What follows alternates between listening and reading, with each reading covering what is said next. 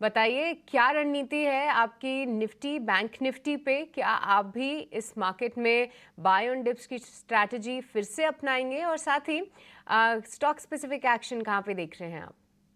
Good morning to everyone, to all the viewers and to all the panelist. मैं भी अभी डिम्पल जी का discussion सुन रहा था। मैं भी यही इस चीज से सहमत हूँ कि शॉर्ट की अपॉर्चुनिटी अभी नहीं ढूंढनी चाहिए, अभी लॉन्ग ही करना है, चाहे निफ्टी हो या बैंक निफ्टी। इवन निफ्टी में भी कल हमने एक नो डाउट, कल हमने सुबह के सेशन में एक अच्छी वॉलिटिलिटी देखी। सुबह से काफी सेल ऑफ था, सेकंड हाफ में वो सब कुछ कवर हो गया। निफ्टी डेज हाई पे बंद हुआ, 52 हाई पे बंद हुआ है। तो मुझे लगता है निफ्टी में भी अपने हमें जो है वो पॉजिटिव ही रहना है, बुलिश ही रहना है। निफ्टी में जो अभी नया रेजिस्टेंस जो बन के आ रहा है 22,570 का बन जाता है, और जैसे वो क्रॉस करेगा ऊपर में 22,640 तक के लेवल्स भी देखेंगे। इसमें जो निफ्टी का सपोर्ट पॉइंट है जो अभी करंट डेटा के हिसाब से वो आता है 22,370 का। अगर हम बैंक निफ्टी की बात करें तो बैंक निफ्टी में कल के सेशन में ही सुबह से बैंक निफ्टी ने अपने आप को होल्ड आउट करके रखा था और साइड में ही रखा है अपने आप को। तो बैंक निफ्टी में भी डरने की कोई बात नहीं है। मुझे लगता है बैंक निफ्टी भी अपने ऑल टाइम हाई की तरफ जा रहा है। तो मुझे लगता है बैंक निफ्टी में भी हमें बाय कॉल रखना ही चाहिए। और इसमें जो हम फर्स्ट टारगेट ऊपर जो बनता हुआ देखते आ रहे हैं वो 48,870 का है, जो कि इसका प्रीवियस हाई है। और मुझे लगता है कि बहुत जल्दी ये भी अचीव हो जाएगा।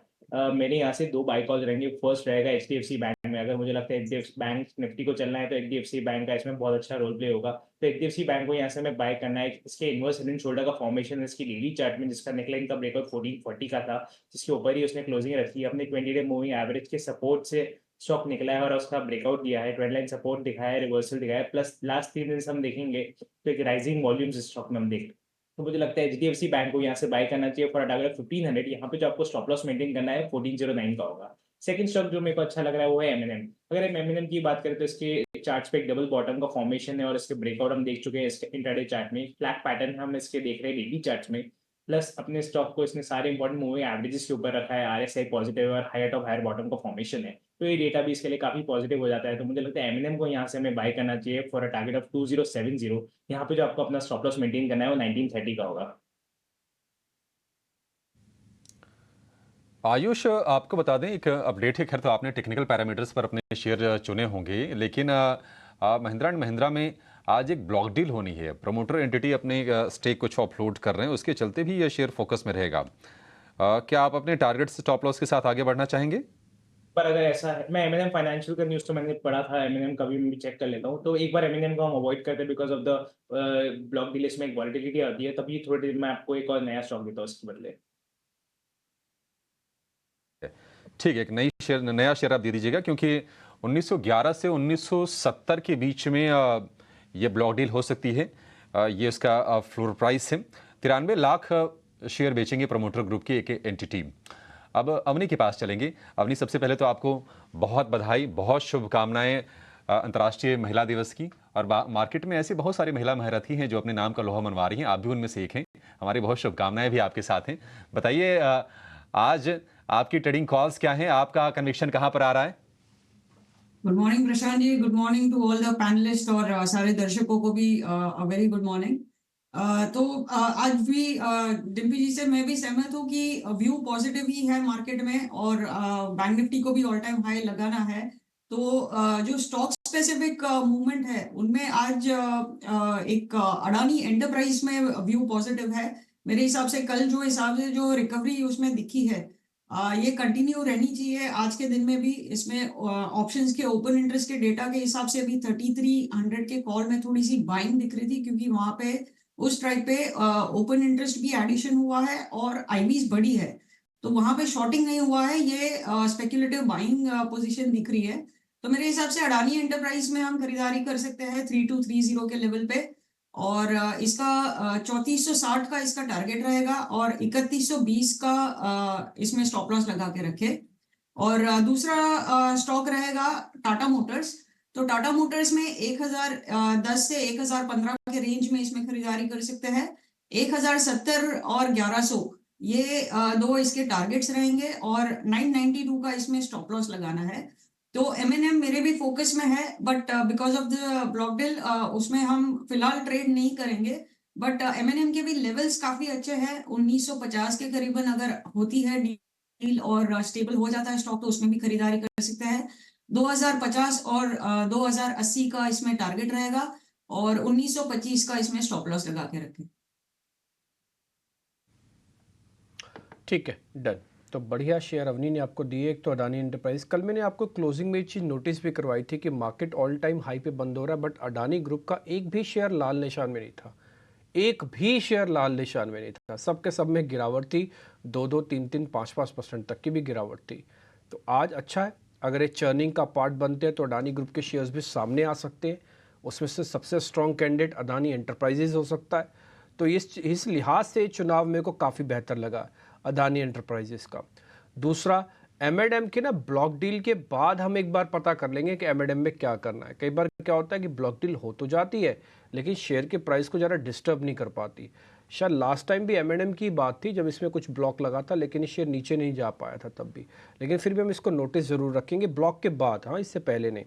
दूसरा है टाटा मोटर्स। मेरे को बड़ी हैरानी है कि अवनी ने टाटा मोटर्स को अभी भी चुना। हमसे तो इतना तेज़ी से चला हुआ शेयर खरीदा ही नहीं जाएगा, लेकिन अवनी की अपनी इंटेलिजेंस है, 1000 के ऊपर टाटा मोटर्स के ऊपर रिकमेंडेशन है अब खरीदने की, और 1070 तक जा सकता है।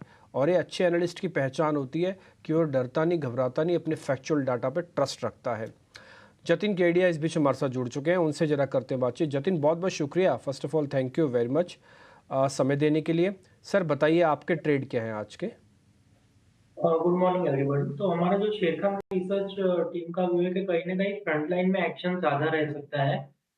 इसके लिए हम दो फ्रंट लाइन स्टॉक्स लेके आए हैं। जो पहला स्टॉक होगा वो L&T होगा। तो L&T में हमने देखा है कि एक शार्प रन अप के बाद 2 दिनों का एक पुल बैक आया था। कल के ट्रेडिंग सेशन में हमने देखा है कि एक शार्प बाइंग इंटरेस्ट देखने मिला है। आर्ली चार्ट्स पे एक फ्लैग पैटर्न का ब्रेकआउट आया है। तो हमें लगता है कि इसमें मोमेंटम जो है वो कंटिन्यू रह सकता है। हम 3725 के टारगेट्स के लिए लॉन्ग करके चलना चाहेंगे और इसमें स्टॉप लॉस 3590 का सजेस्ट करेंगे। जो दूसरा रिकमेंडेशन होगा वो टाटा कंज्यूमर में होगा। तो एफएमसीजी पैक में से हमने देखा है कि Tata consumer one of the out performing stocks रहा है। तो हमें लगता है, और कल के ट्रेडिंग सेशन में एक साइडवेज कंसोलिडेशन 4-5 दिनों का कंसोलिडेशन था, वो ऊपर की तरफ ब्रीच हुआ है। हमें लगता है कि इसमें एक पॉजिटिव मोमेंटम कंटिन्यू रह सकता है आज के ट्रेडिंग सेशन में। इसके लिए बाय करके चलना चाहेंगे। टारगेट हमारे 1245 के होंगे और स्टॉप लॉस हम 1200 रुपए का लगा के इसमें लॉन्ग साइड की तरफ ट्रेड लेना चाहेंगे। कल फ्राइडे की और महाशिवरात्रि की वजह से कल फ्राइडे की छुट्टी रहेगी। खैर हम आगे बढ़ रहे हैं। कल एक और इवेंट भी हुआ, 3:30 बजे आपने लाइव प्रसारण देखा होगा RBI गवर्नर का। हमारे मैनेजिंग एडिटर निकुंज डालवे ने उनका इंटरव्यू लिया। उस इंटरव्यू से कुछ बहुत अहम चीज़ें निकल के आई हैं। पहले मैं जरा वो आपके सामने रख देता हूँ, फिर आपके सामने खबरों वाले शेयर, ब्रोकिंग हाउसेस की रिपोर्ट्स, ये सब भी होंगे। पहले उस चर्चा में क्या क्या जिस्ट निकल के आया, एक बार पहले आपको वो दिखाते हैं। I think the Indian speed today is not like a small car. Right. India's economic growth and the way India is growing, I think it is the Tejas speed, the Tejas aircraft speed. Right. I think, we are experiencing. You see, growth has to be sustainable in the long run. If you grow at a very high speed just for a few years, and then there is a crash, that's not on. As a regulator of the financial sector, it's our effort, it's our responsibility to ensure that the financial sector grows and grows, in a with a good speed, but in a sustainable manner. देखिए, महंगाई तो बहुत कम हुआ है। महंगाई बिल्कुल नहीं है, मैं ये नहीं कहना चाहता हूं महंगाई, लेकिन बहुत कम हुआ है। एक टाइम यूक्रेन वॉर के बाद में था जबकि हमारा इन्फ्लेशन 7.8% टच कर रहा था। आज के तारीख में जो लास्ट नंबर आया है वो 5.1% है और जो डायरेक्शन है वो कम होता जा रहा है। तो हम अभी धीरे धीरे 4% के और बढ़ रहे हैं और हमारा एक्सपेक्टेशन ये है कि 4% हम पहुंच जाएंगे अगले शायद कुछ महीने में। और हमने जो प्रोजेक्शन दिया है अगले साल के लिए, अगले साल के बीच में हम 4% टच कर रहे हैं, लेकिन फिर ये इन्फ्लेशन बढ़ने का चांस है। और हमारा अभी जो कोशिश है, अभी ये हमारा प्रयत्न है कि ये हमारा कोशिश है कि इन्फ्लेशन मतलब 4% पे पहुंच जाए और उसी के आसपास रहे, और ये हमारा टारगेट है।